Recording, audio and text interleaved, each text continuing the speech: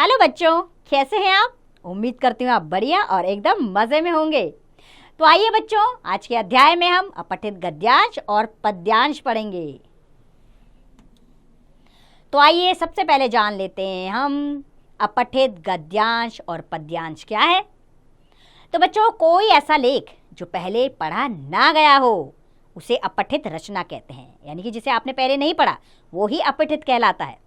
ऐसी रचना गद्य में होने पर अपठित गद्यांश तथा पद्य में होने पर अपठित पद्यांश कहलाती है। यानी कि वो पैराग्राफ में होती है तो वो गद्यांश होती है और कविता के उसमें होती है तो वो पद्यांश होती है। तो बच्चों, परीक्षा में अपठित गद्यांश अथवा पद्यांश देकर उस पर आधारित प्रश्न पूछे जाते हैं ताकि विद्यार्थियों की योग्यता की परीक्षा हो सकते है ना। आप भी तो ऐसी परीक्षा देते होंगे, आपसे भी तो गद्यांश और पद्यांश पूछे जाते हैं।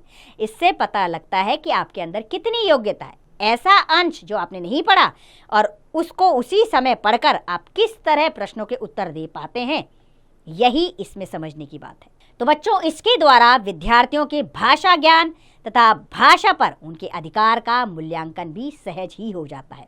अर्थात इससे पता लग जाता है कि बच्चों की भाषा में पकड़ कितनी मजबूत है। तो आइए अब ये जान लें कि अपठित गद्यांश और पद्यांश के प्रश्नों के उत्तर देते समय कौन कौन सी बातें ध्यान में रखनी जरूरी हैं। तो सबसे पहले क्या करना है आपने? सर्वप्रथम दिए गए गद्यांश पद्यांश के मूल भाव को समझने के लिए उसे एकाग्रचित होकर 2-3 बार पढ़ना चाहिए। अर्थात ध्यान पूर्वक उस गद्यांश पद्यांश को 2-3 बार पढ़ें। फिर आगे क्या करें? फिर प्रश्नों को ध्यानपूर्वक पढ़ते हुए उनसे संभावित उत्तरों को रेखांकित कर लेना चाहिए। उसके बाद प्रश्नों पर आ जाइए और प्रश्नों को ध्यानपूर्वक पढ़िए और फिर उनके उत्तरों को ढूंढकर उन्हें अंडरलाइन कर लीजिए, रेखा खींच दीजिए उसके नीचे।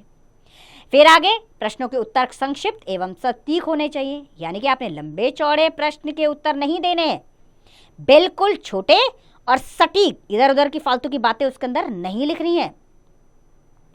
आगे प्रश्नों के उत्तर गद्यांश पद्यांश में दिए गए तथ्यों पर ही आधारित होने चाहिए, यानी कि जिस पर गद्यांश और पद्यांश आधारित है आपके उत्तर भी वही होने चाहिए।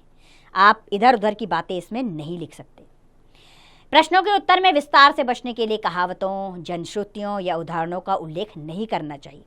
अर्थात कहावतें, उदाहरण, इनको नहीं लिखना चाहिए। केवल अपने गद्यांश में जाइए, वहाँ जो दिया गया है उसको अपने शब्दों में उतार दीजिए। और गद्यांश पद्यांश का शीर्षक संक्षिप्त, सारगर्भित एवं आकर्षक होना चाहिए। और शीर्षक जरूर लिखना चाहिए लेकिन संक्षिप्त लिखना चाहिए। तो इन बातों पर आप विशेष गौर करेंगे तो आपके उत्तर कभी भी गलत नहीं होंगे। तो आइए कुछ उदाहरण जान लेते हैं गद्यांश के। हमारा पहला गद्यांश है जिसे हम पढ़ने वाले हैं, उसके बाद हम प्रश्न पढ़ेंगे और उत्तर को खोजेंगे।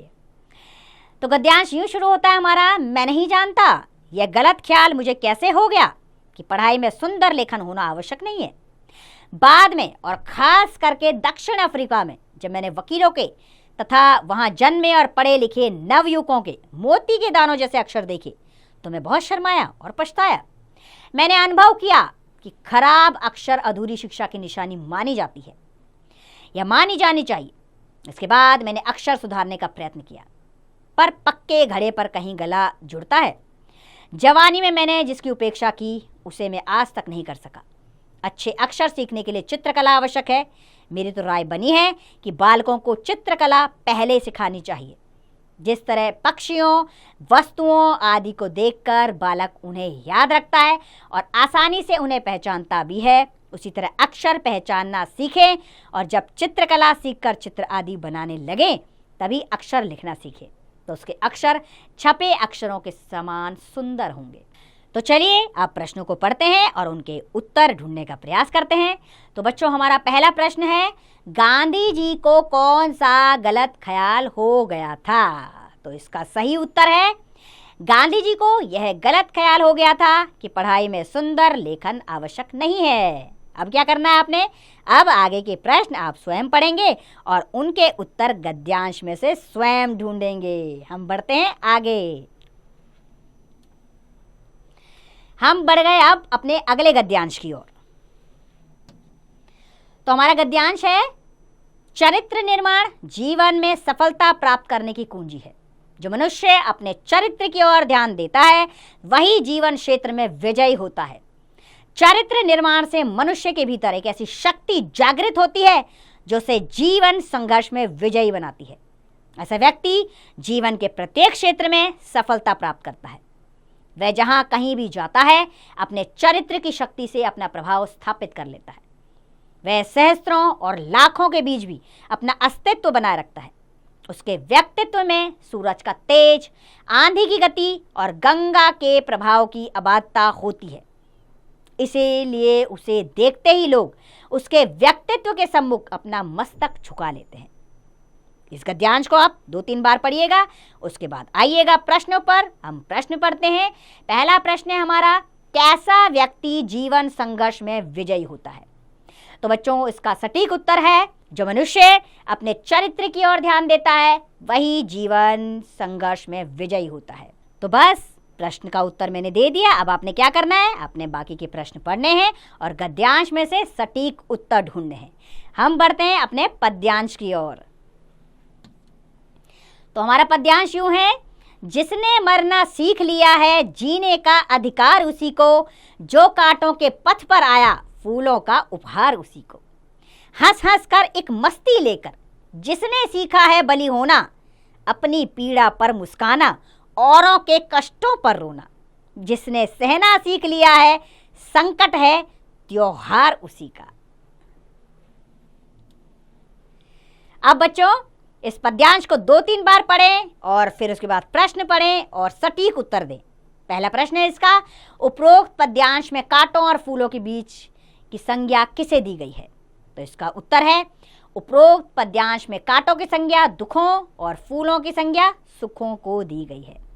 आगे प्रश्न आप पढ़ें, आगे के प्रश्न और उत्तर स्वयं लिखें। हम एक बार आपके अभ्यास के लिए इस पाठ को दोहरा लेते हैं। तो बच्चों, कोई ऐसा लेख जो पहले पढ़ा ना गया हो उसे अपठित रचना कहते हैं। अपठित रचना गद्य में होने पर अपठित गद्यांश तथा पद्य में होने पर अपठित पद्यांश कहलाती है। अपठित गद्यांश पद्यांश के मूल भाव को समझने के लिए उसे एकाग्रचित होकर 2-3 बार पढ़ना चाहिए। अपठित गद्यांश पद्यांश में पूछे गए प्रश्नों के संक्षिप्त एवं सटीक उत्तर देने चाहिए। तो अच्छे लगे ना आपको अपठित गद्यांश और पद्यांश? मुझे पूरी उम्मीद है आपको अच्छे से समझ भी आए होंगे। अब आपने क्या करना है, अभ्यास कार्य जारी रखना है। केवल 1-2 अपठित गद्यांश से बात नहीं बनेगी। आप गद्यांश ढूंढिए, पद्यांश ढूंढिए, उन्हें पढ़िए, उनके प्रश्नों का उत्तर देने की कोशिश कीजिए। देखिए, आप परीक्षा में कभी भी विफल नहीं हो सकते और इसमें पूरे के पूरे नंबर मिल सकते हैं। अर्थात हिंदी विषय में अपठित गद्यांश और पद्यांश आपके नंबरों की संख्या को बढ़ा सकते हैं। तो फिर नंबरों से क्यों चूकना, जब आपको ये सब कुछ आता है। तो चलिए अभ्यास कार्य करिए इसका। फिर इसका अभ्यास कार्य कैसे करेंगे आप, स्वयं कीजिए।